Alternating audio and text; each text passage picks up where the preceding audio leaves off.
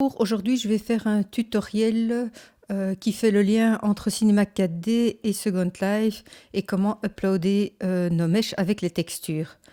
Donc, je vais faire un banc comme exemple. On va prendre un banc qui fait 2,50 m de large avec des planches qui font 3 cm par exemple et 35 cm. Je vais me mettre en vue de droite parce que je vais, grâce à une spline, donner la forme du banc. Hein.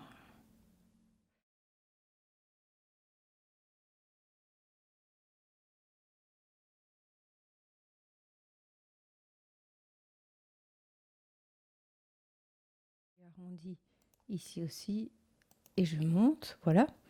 Si je ne suis pas contente de cet arrondi là ou de cet arrondi là, je peux à tout moment, en cochant les points ici, décider que l'arrondi sera moins grand ou bien que l'assise est moins longue. Voilà. Donc, une fois qu'on a ça, on va placer notre cube dans un cloneur. Grâce au cloneur, on a accès, je vais revenir à ma vue de perspective, ici. Donc grâce à ce cloneur, on a accès à un effecteur qui s'appelle effecteur spline. On va vérifier qu'il a bien été glissé, oui. Quand on coche sur l'effecteur ici, on a des paramètres et on a effecteur. Dans effecteur, on a la possibilité de glisser dans spline, notre spline qui est un chemin. Alors ça ne donne rien du tout simplement parce que il faut aller reparamétrer l'angle de nos planches. Une fois que ça c'est fait, on voit que nos planches sont énormes par rapport à notre spline. Alors on a le choix de agrandir notre spline. Est-ce qu'on peut agrandir un spline comme ça? Puisque les planches correspondent plus ou moins à la réalité d'un banc. On va aller dans notre cloneur, voir combien de planches est-ce qu'il faut pour que ça soit joli. Alors oui, dans effecteur, moi je coche toujours ici, clampé. Ça permet que la première planche est tout au-dessus et que la dernière est tout en dessous. Et comme ça, je peux mieux voir combien de planches il faut sur ce banc. Donc ça me paraît pas mal comme banc, même si j'avoue que le dossier est trop long. Donc je vais revenir sur ma spline, sur les objets. Je vais sélectionner... pourquoi est-ce que je ne sélectionne pas? Ouais, voilà. La hauteur, et je vais diminuer un petit peu. Là, du coup, évidemment, on voit que peut-être il est trop long ici. Il y a quelque chose qui ne va pas. Donc...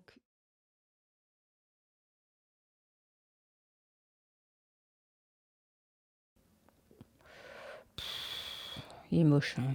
Pas grave. Pas grave pour notre exemple. Donc, ici, je vais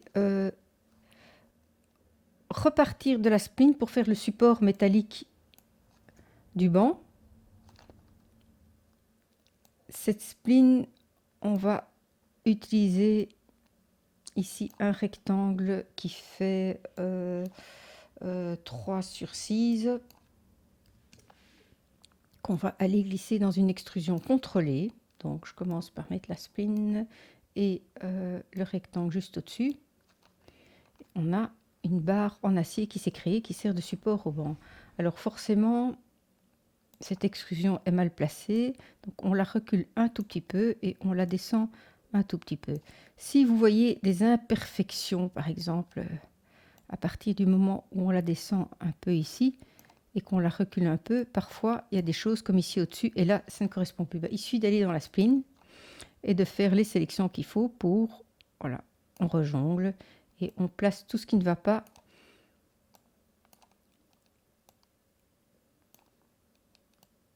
à sa place.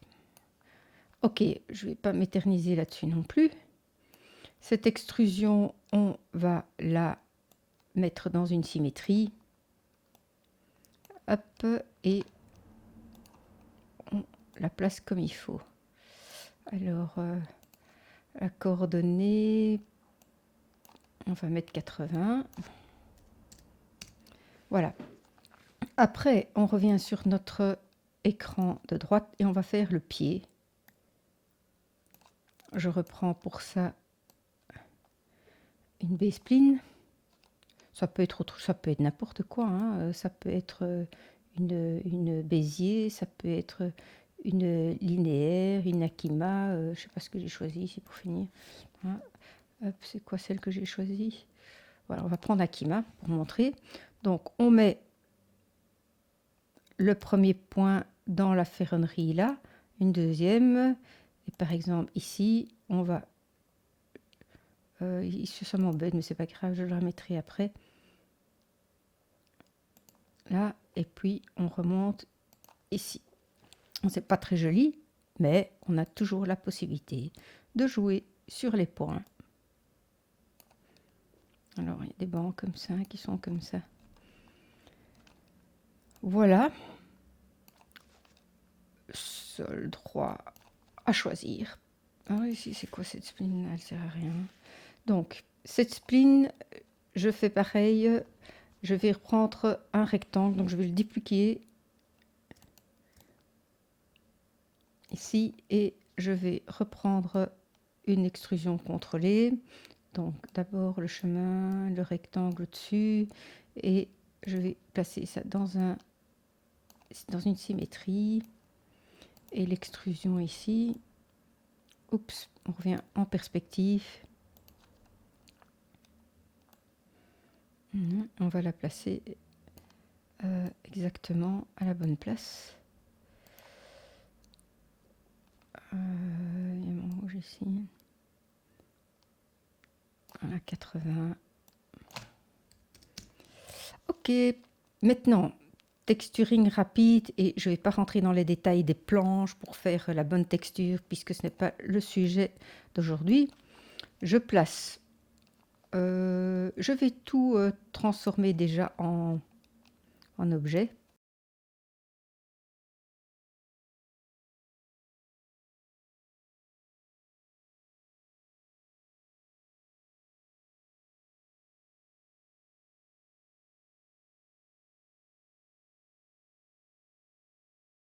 Dans un premier temps, les pieds avec cette belle texture de rouille. Et faire tout le banc en rouille en fait. Ça c'est pas très joli. Il faut, je fais tout raccord ici. Je vais augmenter pour que ça ressemble plus à une réalité, à la rouille réelle. Voilà. Si on veut regarder ce que ça donne, c'est pas mal. Pareil pour l'autre. Sinon, elle est trop... Et pour éviter que ça se voit, l'élargir là, il faut bien trouver, parce qu'on voit qu'il y a un raccord parfois ici difficile entre les autres. Donc, il faut trouver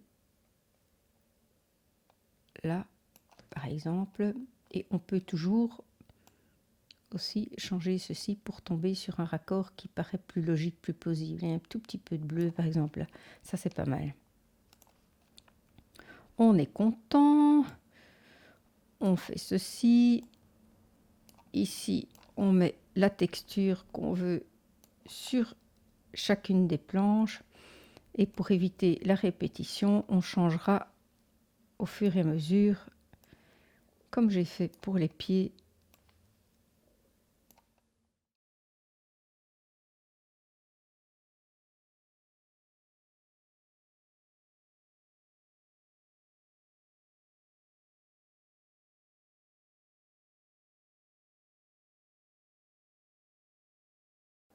Quand on est content du résultat total, on transforme ceci en un seul objet. Donc, connecter les objets plus supprimer. Et quand on clique sur cube, on va dans objet, on fait conformer l'objet. Alors, je conseille la largeur et la hauteur minimum de 1024. Je vais mettre remplacer les objets. Donc, je vais avoir l'objet unique avec une texture unique. Et ici, pour le projet Second Life, je transforme le format en PNG. il est bien dans banc 9, etc. Conformer. Vous voyez, il a lui-même fait une texture unique pour l'objet. Par contre, maintenant, on ne peut plus rien changer à l'objet.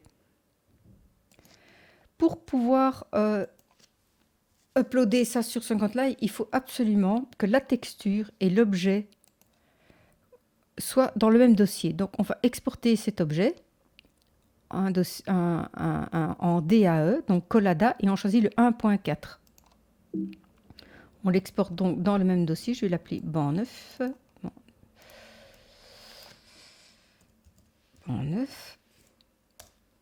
OK.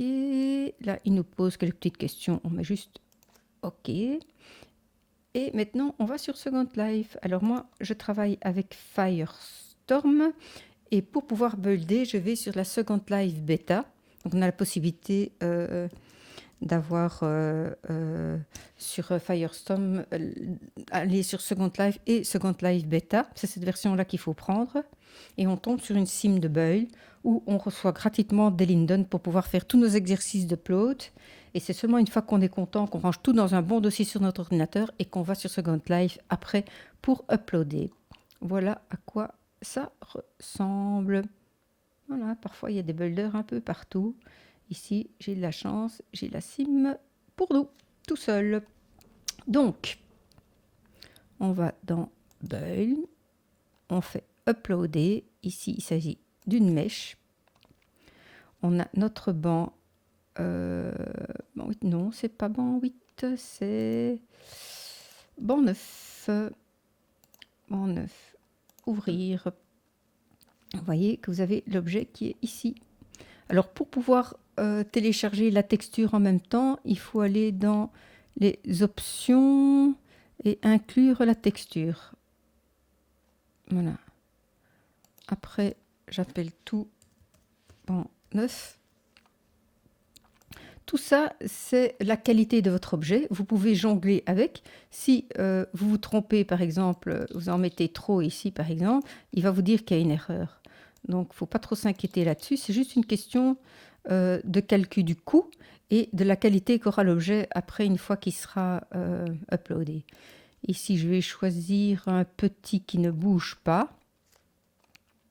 Et je vais calculer le prix que ça va me coûter et le poids que ça aura sur Second Life.